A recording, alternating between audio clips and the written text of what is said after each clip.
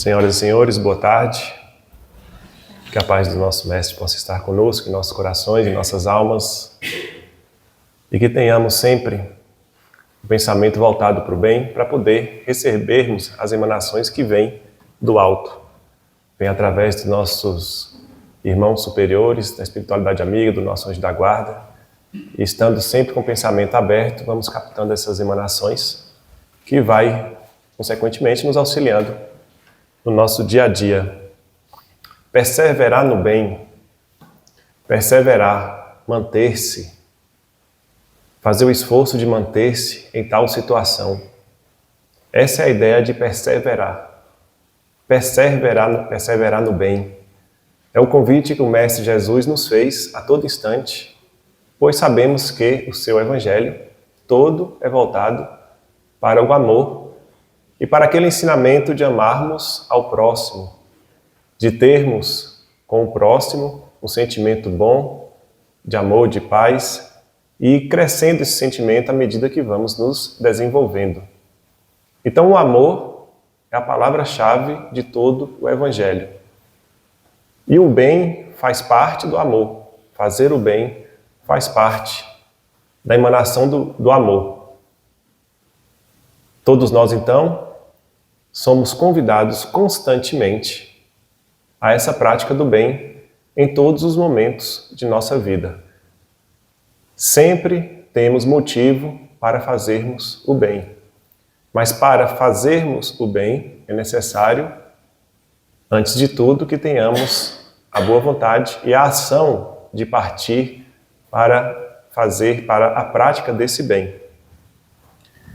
E para que a gente entenda o bem, também faz interessante entender o mal. E no Livro dos Espíritos, na questão 630, temos a pergunta de Kardec: como podemos distinguir o bem do mal? A resposta curta e bem direta: o bem é tudo aquilo que está de acordo à lei de Deus, e o mal, tudo que vai de encontro à lei de Deus. E bem sabemos que a lei de Deus, o próprio Livro dos Espíritos nos mostra em uma das respostas, que está gravada na nossa própria consciência. Mas Kardec, como sempre, no afã de investigar e de ter todas as respostas possíveis, continuou perguntando: tem meios os homens de distinguir o bem do mal? Então o homem consegue, a partir de si próprio, fazer essa distinção entre o que é bem e o que é mal? E a resposta, mais uma vez, dos espíritos superiores, de forma curta, de forma direta: sim, se crê em Deus. Então, a partir desse momento que ele crê em Deus, ele começa a avaliar o que é bem e o que é mal. E vai mais além. O homem tem, Deus deu a inteligência para ele, para que ele possa analisar o que é bem e o que é mal. Então, olha só que os espíritos vão justamente adentrando a esse grau de entendimento para não deixar margem para que nós assumamos o mal como fator de erro por desconhecimento desse mal. Porque todos nós temos determinados graus de conhecimento para a gente poder entender aquilo que é bem e aquilo que é mal. E Kardec vai mais além e continua perguntando: mas o homem não pode errar? De repente ele achar que um bem é mal, o mal é bem, e assim por diante? A resposta vem: mas Jesus ensinou que a gente não quer com o outro aquilo que a gente não quer conosco. Então por aí a gente já tem uma medida do que é mal, do que é bem. E Kardec ainda vai mais além: mas se porventura, nesse sentido de análise em que a gente coloca o outro, tudo bem, ficou claro. Mas e quando não tem o outro na situação? É apenas eu comigo mesmo. Como é que eu vou identificar o bem do mal? E os espíritos, mais uma vez, respondem de forma direta: quando você se alimenta muito, você já sente a problemática dessa alimentação exagerada. Então Deus nos coloca limites para que a gente não extrapole, e assim, se a gente extrapolar, a gente vai realmente perceber o que é mal. Então, nesse primeiro momento, a gente começa a perceber que bem e mal é algo que a gente consegue identificar a partir da nossa própria análise. A gente não precisa fazer grandes elucidações, grandes pensamentos, aprofundar pensamentos para descobrir se uma coisa é boa ou se é ruim, se me faz bem ou se me faz mal, ou se eu estou fazendo mal a outro ou estou fazendo bem. Todas essas questões e que o próprio Mestre Jesus nos ensinou, nos capacita para esse entendimento do qual não podemos nos eximir. Não temos como alegar que eu não sabia. A sociedade em que vivemos, principalmente, já tem conhecimento suficiente para que a gente tome as decisões mais acertadas. Então a gente não pode se eximir dessa situação de bem e mal. E nos livros Dias Gloriosos, de Joana de Ângeles, pelo médium Divaldo Franco, que partiu recentemente para a pátria espiritual, e Joana de Ângeles é um espírito que adota muito a linha psicológica para os seus ensinamentos baseados no Evangelho, ela vem nos falar do pensamento da mente. E ela dá a seguinte definição de mente. A mente é o dínamo gerador de energia de difícil catalogação que se expressa automaticamente. Todos nós pensamos, todos nós temos uma mente, e essa mente, quando ela fala um dínamo gerador de energia, o dínamo é um equipamento que ele transforma energia mecânica em energia elétrica. Através de, por exemplo, uma rotação, você consegue fazer com que os elétrons se movimentem e circulem por uma linha de transmissão. Esse é o dínamo. E todos nós somos potências através do pensamento que temos e que emanamos. É uma potência que ainda a ciência não conseguiu adentrar nesses conhecimentos mais finos, mais elementares de como funciona a mente, a origem da mente. Para os materialistas, a origem da mente está no cérebro. Mas para os espíritas, para a doutrina espírita, para Joana de Ângeles, neste livro, ela vem nos mostrar que a mente, ela irradia do próprio espírito e utiliza-se do cérebro, através dos neurônios e das sinapses nervosas, para transmitir aquilo que o espírito deseja.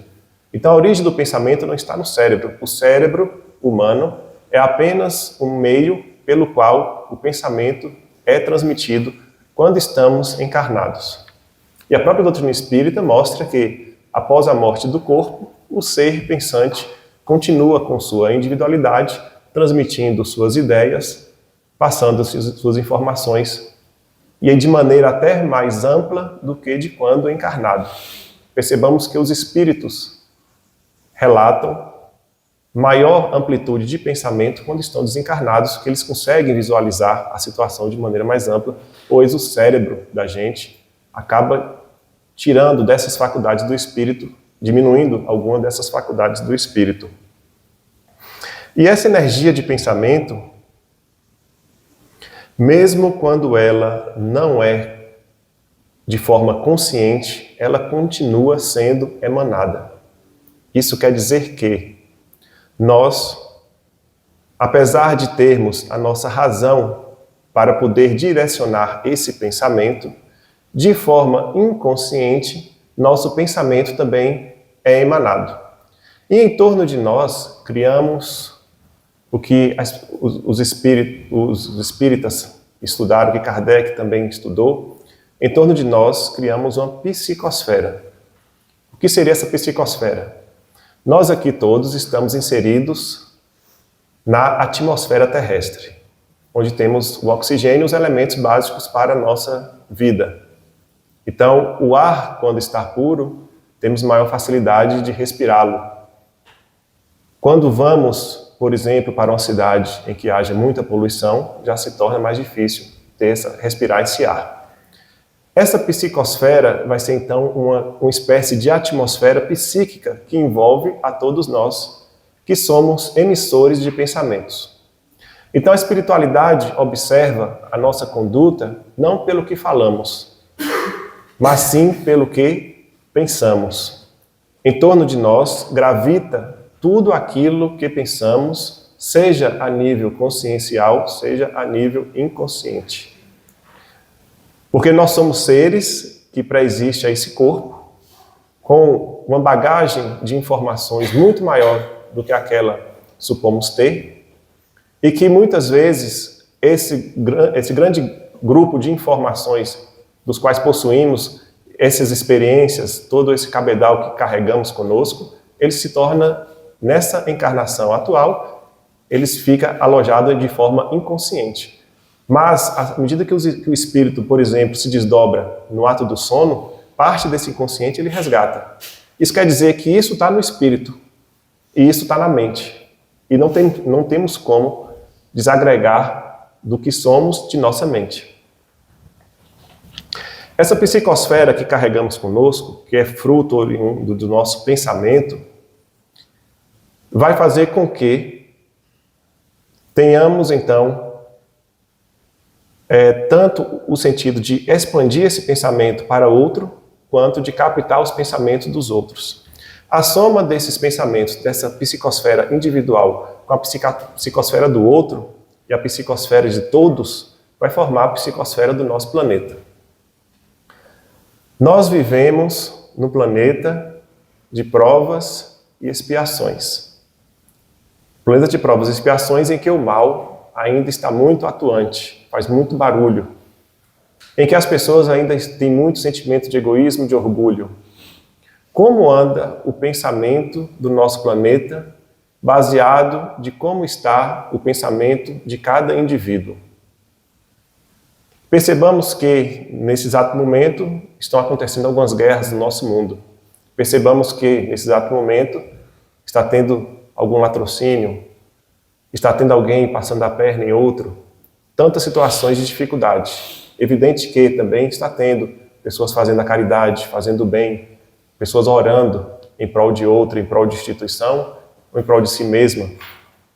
Mas a gente percebe que na atual conjuntura, e por se tratar de um mundo de provas e expiações, a nossa psicosfera anda meio adoentada, justamente pelas emanações individuais que se aglutinam com outros pensamentos, formando essa atmosfera densa e pesada, essa psicosfera densa e pesada. E à medida que nós vamos utilizando esse nosso potencial do pensamento de forma positiva, conquistamos grandes tarefas, vencemos grandes dificuldades. Mas, por outro lado, quando utilizamos o nosso pensamento de forma negativa, depressiva, triste, quando a gente não espera muito das coisas, sempre coloca um porém, sempre cria uma dificuldade, esse pensamento vai criando essa psicosfera em torno de nós, de forma para os espíritos densa. Os espíritos conseguem percebê-la de forma densa. Alguns repercutem na coloração que se torna a áurea da pessoa, que é aquela energia que circunda a pessoa. Então, quanto mais escura, talvez mais densa. E assim, essa energia muito densa vai provocando no ser determinadas enfermidades. E Joana de Ângeles diz que, por exemplo, o ódio, a raiva, o rancor, vai se criando como se fosse, ela fala de forma, vamos dizer, alegórica, vírus energéticos que vão afetar a própria célula do corpo físico. Porque o ser encarnado, ele é um ser psíquico. Nós temos a ligação do espírito com o corpo, e essa ligação, se existe, é justamente porque tem a condição do espírito ser material mais etéreo, tem uma ligação com o ser material, com o corpo físico. Então isso quer dizer que nós temos essa ligação, esse caminho entre mundo espiritual e mundo material. Nós somos a prova disso como espíritos manifestando na matéria. Só que o espírito carrega consigo as suas dificuldades, as suas mazelas, e os seus pensamentos negativos podem influir diretamente no corpo físico. Leon Denis, na sua obra O Problema da Dor, problema do ser, do destino e da dor. Ele nos relata que existiam estudos, isso a gente está falando do início dos anos 1900. Já existiam estudos, ele relata lá, ele cita as fontes, quem quiser pode ir lá e procurar as fontes e fazer a pesquisa, de cientistas que colocavam uma pessoa numa sala fechada, outra pessoa numa sala a quilômetros de distância, e para essa pessoa que estava aqui na pesquisa, isso sendo que o grupo de cientistas estava acompanhando as duas pessoas em ambas situações para evitar qualquer tipo de fraude, e de forma aleatória era passado para essa pessoa ou palavras ou figuras, e ela se concentrando na outra pessoa que estava talvez a quilômetros de distância, para que ela tentasse captar aquela informação. E nessas pesquisas eles conseguiram várias vezes essa transmissão de pensamento através justamente da forma que era passada, chegava lá no outro ponto da mesma maneira. Outras tantas pesquisas, como no campo magnético, do magnetismo, ou outros campos demais da pesquisa da mente, conseguiram verdadeiros prodígios em que as pessoas poderiam considerar miraculosos, se tornou fatos científicos. A mente tem um poder, por exemplo, a gente percebe no campo da mediunidade, de, através da mediunidade, se colocar fogo em materiais. Então, através do poder da mente, consegue-se colocar fogo em determinado material. Isso acontece para a gente ilustrar o poder que a mente tem. E essa mesma mente tem um poder, talvez até, como diz Joana de Ângeles, algumas vezes, até de mudar a própria constituição da matéria, até de alterar o nosso próprio DNA. E a gente percebe que determinadas curas, os próprios médicos já têm relatado isso, quando as pessoas têm pensamentos positivos, elas se curam mais rapidamente do que aquelas que têm pensamentos negativos. A cura do câncer, por exemplo, eles fazem os grupos em que estão pensando, orando, pensando positivo, às vezes, ou muitas vezes, têm curas mais rápidas, ou pelo menos a doença não seja tão severa do que no caso em que não haja esse tipo de pensamento positivo.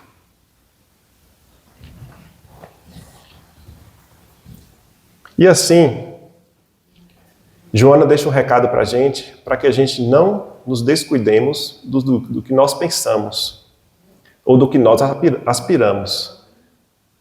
A gente tem que ter cuidado com o que a gente fala, a gente tem que ter cuidado como a gente age, porque se não tivermos disciplinada a mente, sofreremos as correspondências da reciprocidade. Nós emitimos, e aí entra um outro ponto interessante da mente, é que ao mesmo tempo que somos receptores, ao mesmo tempo que enviamos nossa mente para outros lugares, nós também somos receptores daquilo que é emanado nessa psicosfera. Então todos nós somos influenciáveis no ambiente em que estamos, ou do pensamento do outro, justamente porque existe essa troca de energia por todos os cantos, por todos os lados, seja no mundo material que estamos, seja no mundo espiritual. Vamos ao exemplo seguinte. Quando chegamos em uma determinada situação em que existe uma briga, uma discussão verbal, automaticamente nos sentimos mal. Já nos sentimos uma situação pesada naquele ambiente. É exatamente a energia que está circulando ali. Entretanto, se temos uma vibração positiva, ao sairmos desse ambiente, voltamos ao nosso normal. Mas a influência aconteceu. Entretanto, a continuidade dessa influência vai depender do nosso comportamento, da nossa vibração, do nosso pensamento. Se eu abro o campo para entrar na mesma sintonia daquele pensamento, como você pegar aquele rádio antigo que girava o botãozinho para procurar a estação, você vai sintonizar exatamente com o tipo de pensamento que você está nutrindo nesse exato momento.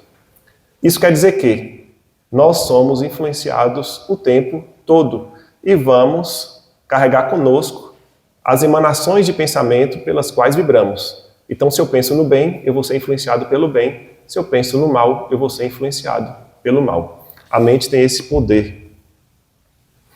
Quando adentramos no livro Pensamento e Vida, de Emmanuel, psicografia por Chico Xavier, ele tem um título de um livro, esse que eu falei, Pensamento e Vida, e que ele tem uma fala interessante que vai somando com aquilo que Joana de Ângeles nos relatou. E ele diz o seguinte: a mente é o espelho da vida em toda parte. Interessante, porque se estamos falando que nós tanto emitimos pensamento, quanto recebemos pensamento, em tudo e em todos os lugares estaremos então estaremos sujeitos tanto àquilo que nós emanamos quanto àquilo que é emanado para nós. E esse reflexo vai ser de acordo justamente com o que pensamos. Vai refletir em mim aquilo que exatamente eu estou emanando. Essa aí é a lei das atrações. É a lei de Deus, faz parte da natureza do mundo, do universo. Nós atraímos o que emitimos. É como se nós estamos refletindo no outro, o outro refletindo em nós. E aí ele segue: em todos os domínios do universo vibra, pois, a influência recíproca. Tudo se desloca e renova sobre os princípios de interdependência e repercussão. O reflexo esboça a emotividade.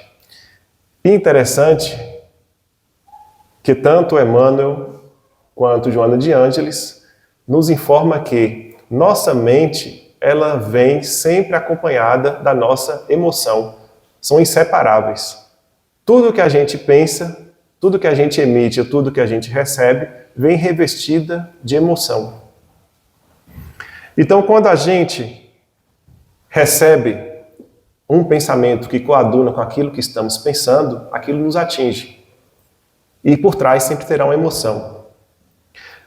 A emotividade, então, o reflexo vai esboçar a emotividade, o que a gente recebe e capta e adequa ao que a gente está pensando, seja bom, seja negativo. Essa emotividade vai plasmar a ideia. Então, percebamos, a maneira como vibramos começa a seguir um certo caminho de como vamos reagindo a essa vibração e da ideia que vai surgir logo após essa vibração que temos. A partir dessa ideia, ela determina a atitude e a palavra que comandam as ações. Nesse sentido, temos que já começar a entender a importância de como estamos nutrindo os nossos pensamentos. Porque a partir do pensamento inicial que vamos dando guarida para determinadas outras informações, que vamos retroalimentando e vamos dando continuidade, esses pensamentos vão se transformar em ideias. E as ideias, um novo passo que ela terá, será o das atitudes, das palavras e das atitudes. E percebamos que muitas vezes falamos coisas que não devemos, porque não educamos aquilo que pensamos. Então devemos ter um cuidado extremo desse pensamento, porque como o próprio Emmanuel disse, a mente é o espelho da vida em toda parte. Nós poderíamos até dizer de uma forma poética que nós somos o que pensamos. E assim, para que a gente avance no entendimento da tarde, na questão do perseverar no bem, Emmanuel diz que a mente humana, ele faz no próximo capítulo, ele diz que a mente humana pode ser comparada a um grande escritório. E esse escritório subdividido em diversas seções e serviços. Então temos a mente, vamos imaginar um escritório que tem lá a mente. A mente é o escritório. E dentro da mente nós temos o departamento do desejo. Esse departamento do desejo operam os propósitos e as aspirações, acalentando o estímulo ao trabalho. Então todos nós desejamos algo. Existe ainda o departamento da inteligência, que é o departamento que dilata os patrimônios da evolução e da cultura. O departamento da inteligência é o que a gente opera no nosso dia a dia. A gente usa a nossa inteligência dia a dia para fazer as nossas atividades. Temos ainda o departamento da imaginação, que ele está amealhando as riquezas do ideal e da sensibilidade. E, por fim, o departamento da memória, que ele arquiva as súmulas das experiências e outras ainda que definem os investimentos da alma. Nós somos seres que carregamos conosco nosso passado, o presente e o futuro. Nosso passado, todo o histórico que temos arquivado em nosso perispírito, em nossa alma. Esse passado está arquivado em nós. Todas as nossas experiências, tudo que fizemos de bom e de ruim. Nós temos o nosso presente, em que a gente usa a nossa inteligência para as atuações do dia a dia, usando essa parte do departamento. E nós temos o futuro, que é onde encontra-se o desejo e a imaginação, onde aspiramos chegar em determinado lugar.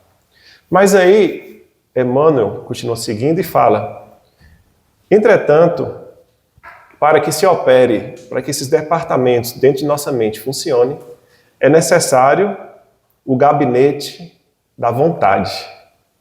Foi até citado hoje a vontade, Wagner citou mais cedo. E a vontade é a gerência esclarecida e vigilante, governando todos os setores da ação mental.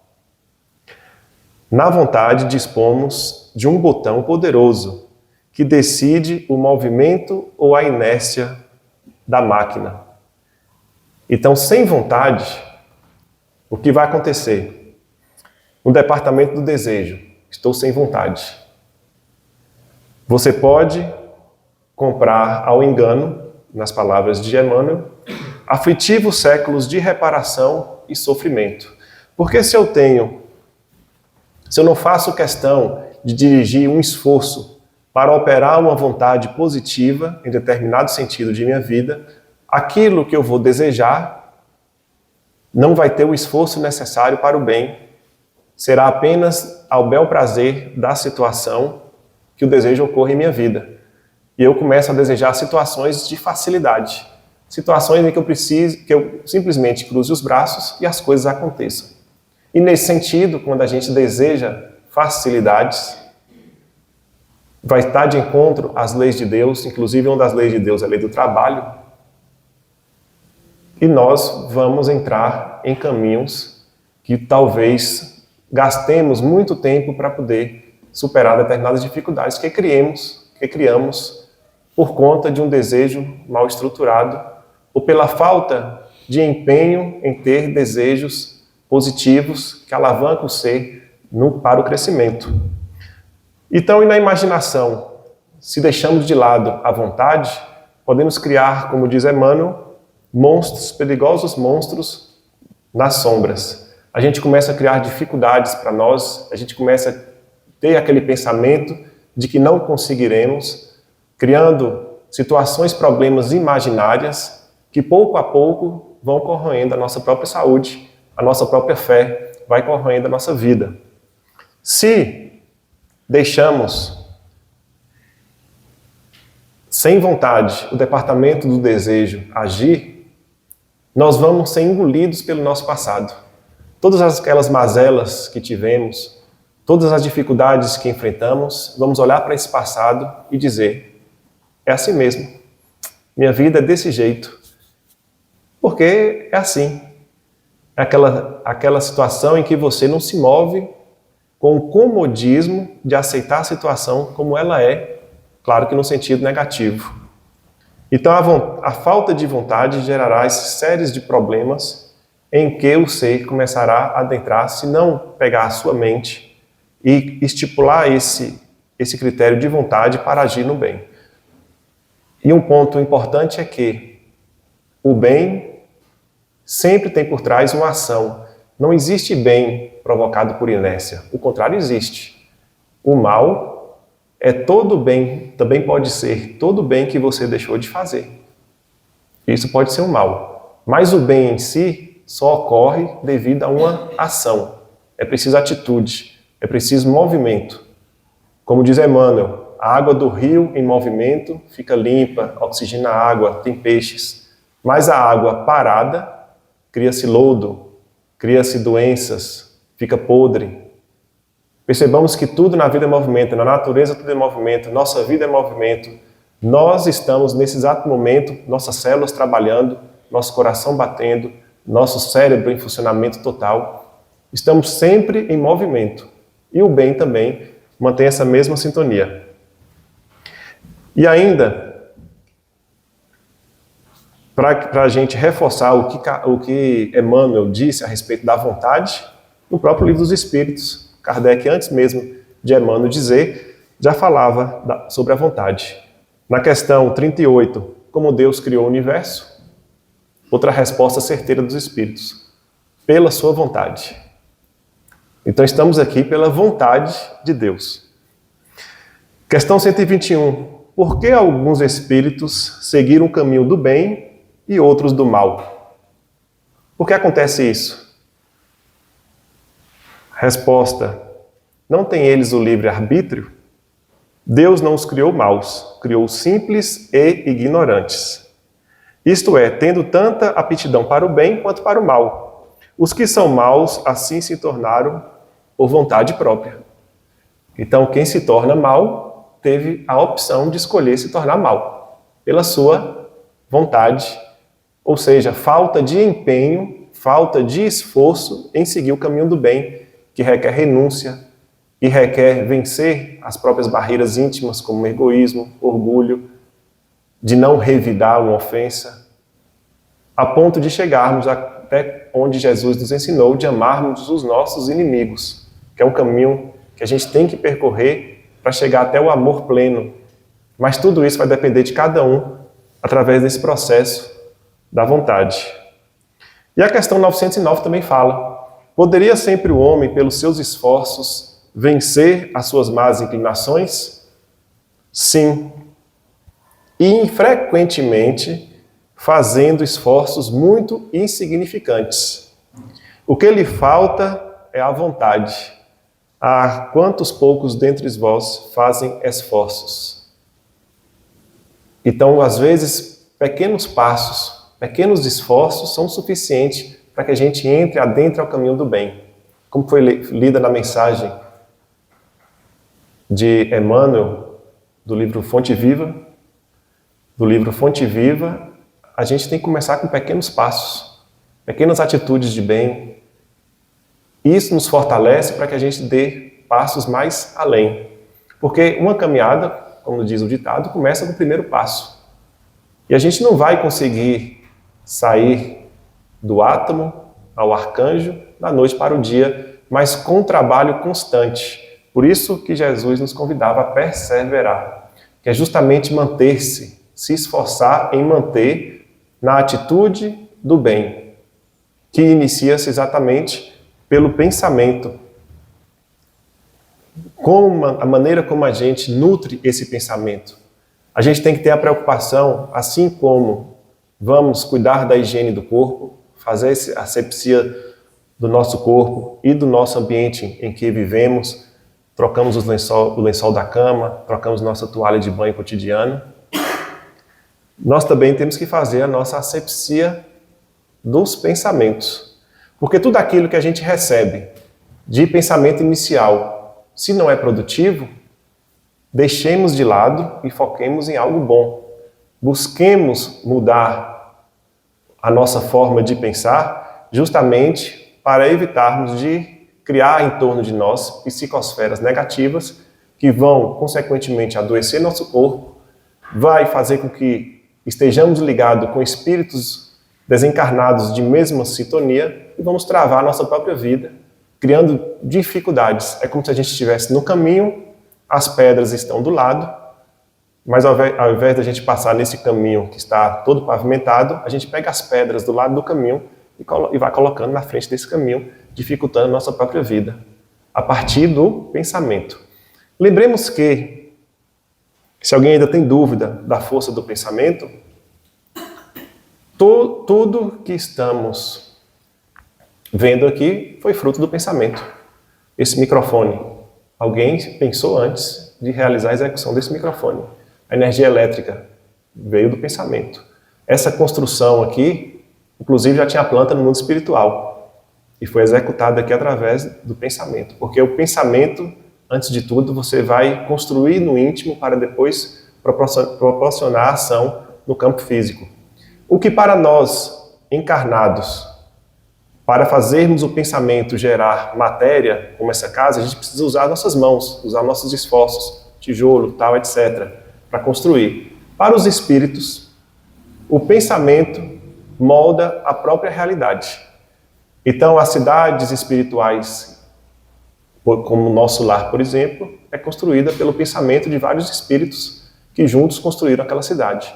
Da mesma maneira, os umbrais da vida, aqueles locais difíceis, justamente a soma dos pensamentos negativos, tristes daquelas pessoas que lá habitam, está constituindo aquele ambiente mais difícil.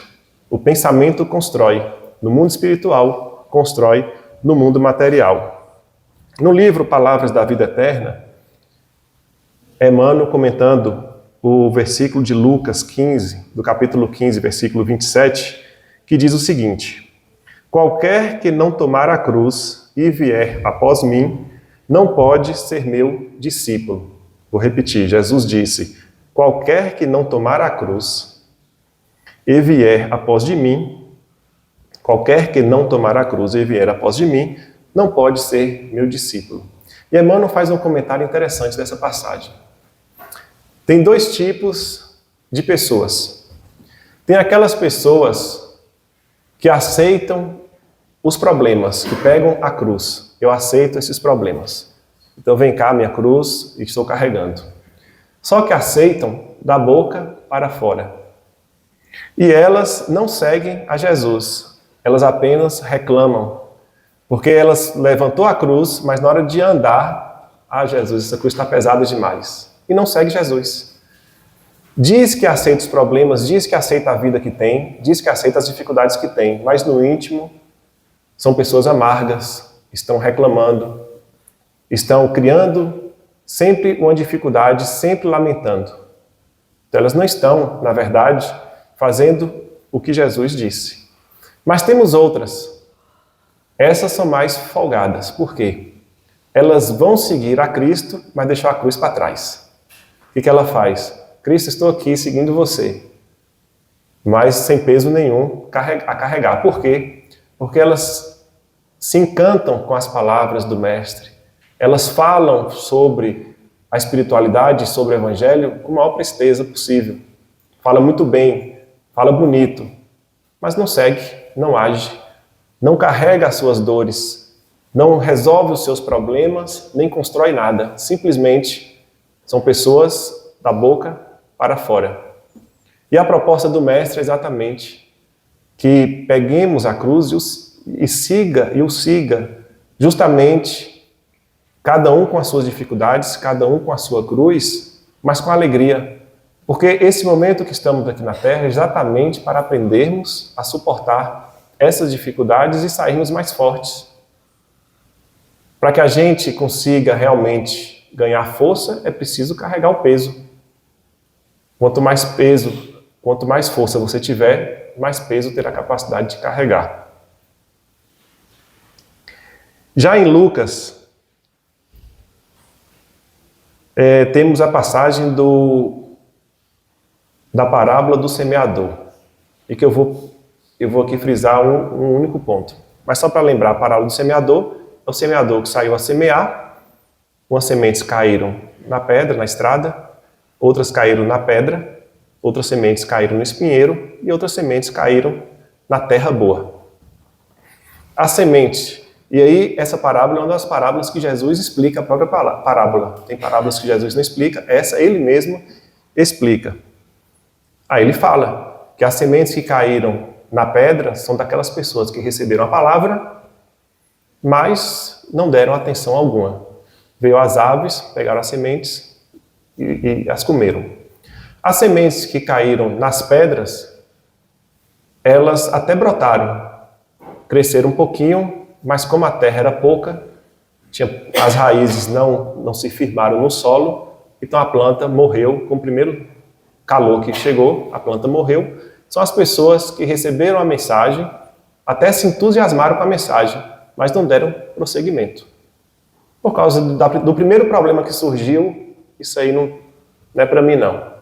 Porque a gente tem a mania de achar que quem vai seguir Jesus não vai ter dificuldade alguma porque está amparado pela superioridade do Mestre Jesus.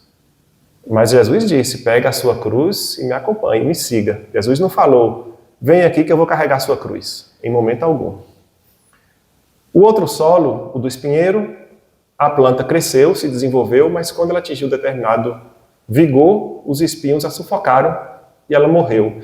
São as pessoas que recebem a palavra, compreendem, até buscam fazer algo por ela, mas as questões mundanas, a questão material, o dia a dia, o trabalho, todas essas questões supérfluas da vida sufoca esse conhecimento e elas deixam passar. Mas o que quero discutir é a respeito da terra. Porque para que tenhamos um solo bom que vai produzir 30, 60 ou 100 por um, é preciso que antes de mais nada possamos adubar esse solo em nós. E esse processo de adubação do solo em nós começa pela mudança de pensamento. A partir desse momento que a gente muda os nossos pensamentos, vamos entrando em outra sintonia e angariando forças para utilizar a nossa vontade em nosso proveito. Para que consigamos realizar isso, encontramos no próprio Evangelho duas situações que nos ajudam a conquistar isso. A primeira está com Santo Agostinho que diz, conhece-te a ti mesmo. Então, quando paramos para analisar o nosso comportamento cotidiano, vendo aquilo que erramos, vendo aquilo que acertamos, vamos buscar vencer essas falhas, esses defeitos no próximo dia e vamos tentar acertar, dar mais ênfase ao que a gente acertou. E interessante que Santo Agostinho fala isso para fazermos cotidianamente. Olha quão sábio foi. Santo Agostinho está se referindo à fala de Sócrates. Provavelmente foi Sócrates que disse isso. Se nós não fizermos essa análise cotidianamente, nós vamos esquecendo aquilo que a gente fez de errado. O cotidiano é exatamente, ponto a ponto, a nossa memória vai sobrescrevendo, a gente vai esquecendo determinadas coisas que a gente faz. E lembremos, nós quando ofendemos, a gente esquece. O ofendido não esquece. E a gente tem que perceber se a gente ofendeu alguém, seja com a palavra dita na hora errada, seja a forma como foi dita, a gente tem que estar atento a isso. Mas é preciso ligar esse sentido em nós. E aí volta o mecanismo da vontade. Porque para fazer esse processo de auto-identificação dos meus problemas, eu preciso querer.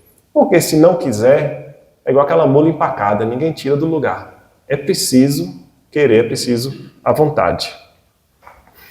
E outro ponto em que o próprio Evangelho do Mestre nos auxilia para que a gente busque esse caminho do bem e persevere nesse caminho do bem, está numa das últimas falas do Mestre Jesus antes do Calvário, que foi quando ele disse a seguinte frase. Está em Marcos 13, 33. Olhai, vigiai e orai, porque não sabeis quando chegará o tempo. Olhai, vigiai e orai, porque não sabereis quando chegará o tempo. Tem traduções que não consta esse olhai. Essa tradução aqui é de Almeida, está em Marcos, somente Marcos que fala do olhai. E a gente observa que interessante esse olhai antes do vigiai e orai, porque nós muito ouvimos vigiai e orai.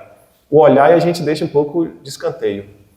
E esse olhai refere-se exatamente a como estamos observando as coisas, como estamos refletindo aquilo que olhamos, como estamos analisando cada situação, seja pelos meios racionais, seja pelos meios do sentimento. A gente tem que olhar, focar, fazer a reflexão e o entendimento. Porque, olha só, se não tivermos esse primeiro passo de olhar, poderemos vigiar de maneira equivocada. Porque para que a gente consiga vigiar o que realmente devamos vigiar, temos que saber o que realmente estamos trabalhando. Se não olharmos, se não identificarmos o objeto daquilo que vamos vigiar, nós vamos vigiar errado. É como se eu dissesse, e Jesus gostava muito de fazer essa comparação com os trabalhos das rotinas de cada um, é como se dissesse para um homem do campo: vigie as ovelhas dos lobos. E ele ficasse lá observando, tomando conta das ovelhas com relação aos lobos. Mas de repente entrasse no pasto uma serpente. Como ele está observando somente os lobos, ele deixa a serpente acabar com as ovelhas. Por isso que a gente precisa então ter esse sentido de refletir, de ponderar, de ter um entendimento, utilizando o nosso pensamento e novamente utilizando a nossa vontade. Porque tudo isso, até o pensar e o refletir, requer esforço. E a gente precisa ter esse esforço de parar um tempo, fazer essa análise, para que a gente mantenha-se, para que a gente se mantenha tanto vigiando e, por último, orando. Porque a oração é o meio que Deus nos deu de conexão direto com Ele e com a espiritualidade. O poder da oração é como se pegássemos nossa mente, que já é uma fonte de poder imensa, e uníssemos a essa mente, a nossa própria mente, uníssemos forças do próprio universo, da espiritualidade de Deus, para termos uma resposta a uma determinada dificuldade, para sabermos pedir quando temos uma dúvida de qual caminho seguir, para podermos agradecer a oportunidade que temos, porque quando agradecemos, abrimos campo mental para os sentidos positivos da vida e ficamos mais receptivos às coisas boas, porque a partir de então, uma vez que focamos nossa mente no bem, o bem nos atingirá de maneira suave e estaremos caminhando, navegando em águas mais tranquilas. Por mais que as dificuldades cheguem, nosso pensamento voltado sempre à oração nos fortalece para termos serenidade, para quando aquela dificuldade surgir, saibamos enfrentá-la de maneira firme, concisa, sem queixume, sem reclamações, que vai fazer com que, quando a gente reclama, a gente está clamando pelo algo negativo, está puxando para a gente a questão da negatividade e fazendo o trabalho oposto. Então, para que a gente possa perseverar no bem, é preciso que tenhamos o nosso pensamento positivo. Então, sempre que um pensamento negativo invadir as nossas mentes, façamos uma oração, paremos. Deus, não permita que esse pensamento invada a minha mente. Façamos uma oração. Busquemos o nosso entendimento íntimo, analisar se as nossas atitudes estão corretas. Assim a gente vai conseguir ir vencendo os nossos próprios defeitos, nossas falhas, corrigindo-as à medida que possamos. Lembrando que nesse processo de autoconhecimento, podem surgir momentos em que a gente se sinta culpado. Poxa, errei com fulano, errei com ciclano de maneira muito... que eu não tinha percebido e agora eu fiquei numa situação. Não se entregue à culpa. A culpa é apenas paralisadora. Se Paulo fosse como Saulo, ele fosse carregar essa culpa, ele não se tornaria Paulo e transmitiria o Evangelho com tanto empenho que ele fez. E hoje, muitos do Evangelho a gente tem acesso por causa de Paulo, que inclusive assassinou assassinou os cristãos. E ele perseguia os cristãos, mas se ele fosse ficar com essa culpa, não teríamos Paulo de Tarso. Enfim, temos que vencer a nós mesmos através dessa análise. Um passo de cada vez. Criemos metas simples. Esse mês não falarei um palavrão. Esse mês ajudarei 5 pessoas. Coloca números, 5 pessoas. Porque mesmo que seja algo mecânico, você vai ensaiando para que aquilo se torne natural. Esse mês não vou responder às ofensas do meu chefe, ou às ofensas da minha prima, do meu primo, do meu parente, que seja difícil. Tentarei me calar e vai vencendo. Vai ter dias que você não vai conseguir. Mas quando você se propõe a essa mudança, no dia que você não conseguir, o sino vai tocar na sua mente, dizendo, você não conseguiu. Outrora esse sino não tocava, você fazia de forma natural, reclamava, xingava e ficava por isso mesmo. Justamente quando a gente se propõe a fazer isso e orar e vigiar, colocando sempre a vontade como o botão necessário para movimentar essa máquina, nós vamos então dar passos mais firmes e pegar nossa cruz e seguir o Mestre Jesus. Só para encerrar, uma pequena trovazinha, que é uma musiquinha cantada de Tim e Vanessa, como sempre não vou cantar, Marcos de Assis pode cantar no final se ele souber. E é uma oração bem simples, singela, mas se a gente entender a sua profundidade, a gente pode carregar para a gente pro resto das nossas vidas. O Pai nunca dá a pedra ao filho que pede pão. É Jesus que nos ensina o sentido, o recurso da oração. Pai nosso que estás no céu, abençoa o meu coração, que eu aprenda a ser melhor e a amar ao meu irmão. A trovinha, e fiquemos com ela e que Deus acompanhe a cada um. Obrigado.